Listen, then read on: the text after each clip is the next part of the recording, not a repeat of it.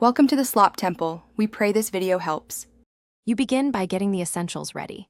Check your iPhone's iOS version and free storage so maps can download data and caches. Once done, make sure location services are on because Maps needs your location to provide directions and live traffic.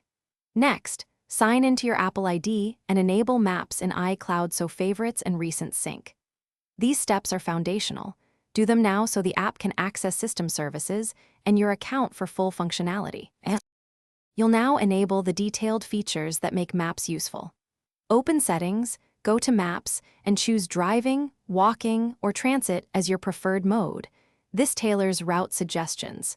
Make sure Maps has precise location and background app refresh so turn-by-turn navigation and traffic updates remain accurate while the app runs in background.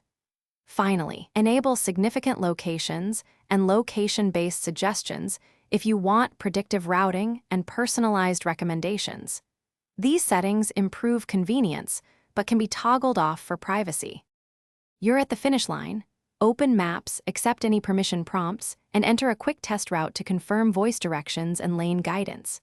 If Maps behave oddly, first toggle location services off and on, then restart your iPhone.